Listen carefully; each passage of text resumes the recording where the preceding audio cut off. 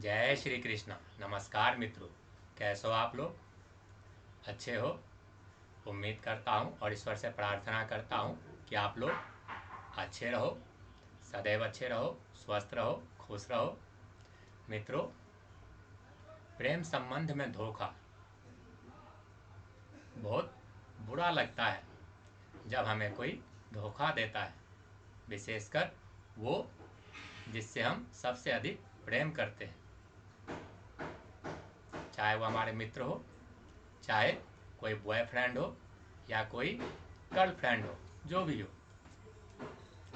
मित्रों, चाहे आप लड़के हो या लड़की हो, यदि आपके पास जन्म कुंडली है, आप किसी से प्रेम करते हो, किसी से भी, या फिर आप धोखा खाए हो प्रेम में, तो मित्रों आज मैं उसी से संबंधित कुछ विशेष बातें, इसकी वजह आपको बताऊंगा, उपाय भी बताऊंगा। तो आइए मित्रों जानते हैं, समझते हैं। मित्रों, जन्म कुंडली का पंचम भाव, जन्म कुंडली का पंचम भाव, जहाँ से हम मुख्य तौर पे प्रेम संबंधों का अध्ययन करते हैं।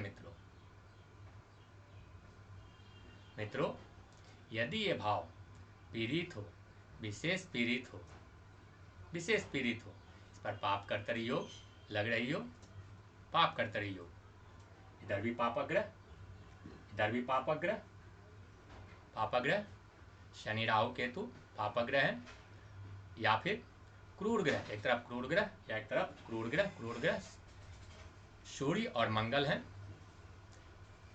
तो दोनों तरफ पापग्रह या दोनों तरफ क्रूर ग्रह या एक तरफ क्रूर ग्रह या एक तरफ पापग्रह बैठ जाए, पाप कर्तरी योग में फंस जाए, या फिर एक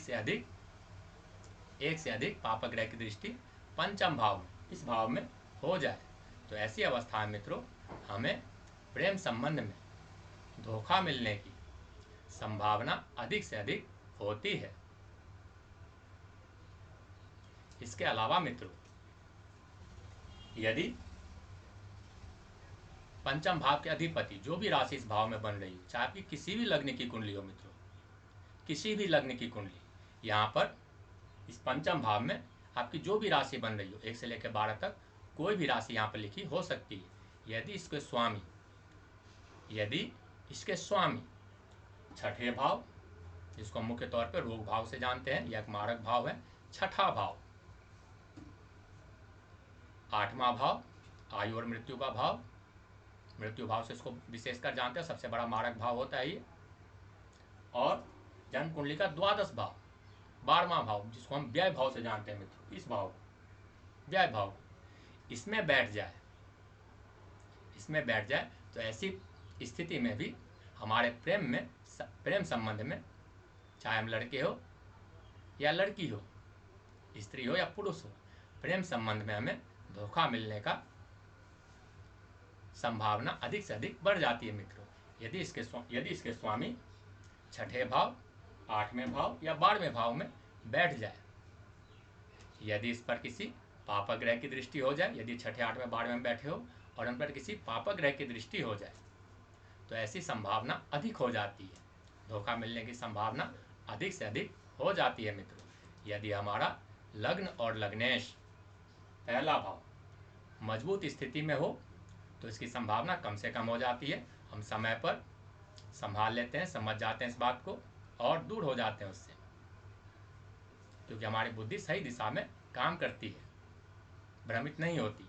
यदि ये भाव पीड़ित हो, अच्छी अवस्था में ना हो, तो मित्रों ऐसी संभावना बढ़ जाती है, उस टाइम हमारी बुद्धि सही दिशा में काम नहीं करती और हम धोखा खा जाते हैं। इसके अलावा मित्रों, यदि पंचम भाव का संबंध पंचमेश, इसके भाव के अधिपति यदि चतुर्थ भाव में बैठ जाए, चतुर्थ भाव में, तो ऐसी अवस्था में प्रेम संबंध सफल तो होता है, प्रेम संबंध सफल अवश्य होता है। यदि पंचमेश इस भाव में बैठ जाए तो सुख की प्राप्ति भी अवश्य होती है, प्रेम संबंध भी सफल अवश्य होता है, वो शादी में परिणित हो जाता है यदि हम किसी से प्रेम करें तो।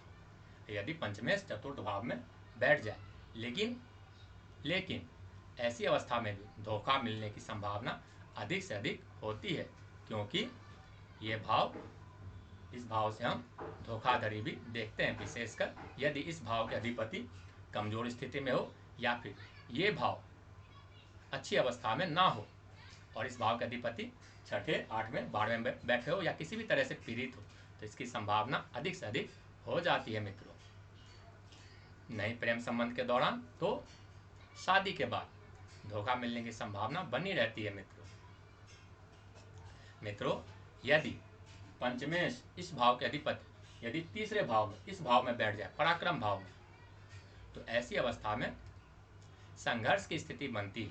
संघर्ष की स्थिति, घर परिवार वालों से लड़ाई झगड़े, कहा सुनी, तू मैं, लेकिन प्रेम संबंध सफल हो जाता है यदि लग्न और लग्नेश अच्छी स्थिति में हो, अच्छी स्थिति में हो। यदि पंचम भाव किसी भी तरह से पीड़ित हो, अच्छी स्थिति में ना हो, पंचमेश अच्छी स्थिति में ना हो, तो हमें प्रेम संबंध में धोखा मिलने की संभावना अधिक से अधिक होती है, विशेषकर तब जब हमारा लग्न और लग्नेश, पहला भाव, उसके अधिपति कमजोर स्थिति में हो, पीड़ित अवस्था में हो।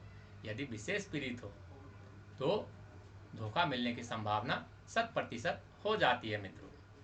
अच्छी स्थिति में यदि ना हो तो, यदि ये अच्छी अवस्था में हो, यदि ये अच्छी अवस्था में हो, बलवान अवस्था में हो, तो समय पर हम समझ जाते हैं, सही गलत समझ जाते हैं,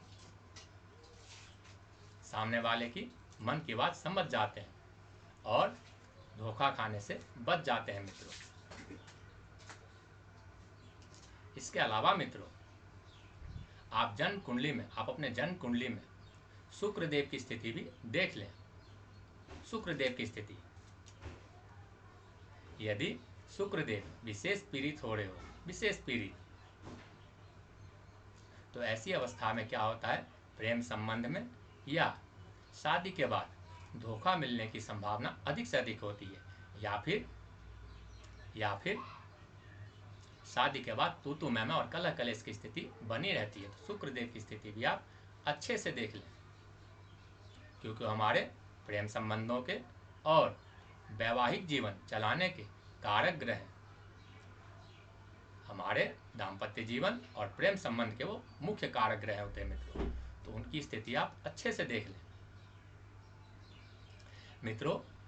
यदि ऐसी स्थिति आपके जन्म कुंडली में है या आप प्रेम संबंध में धोखा खा चुके हैं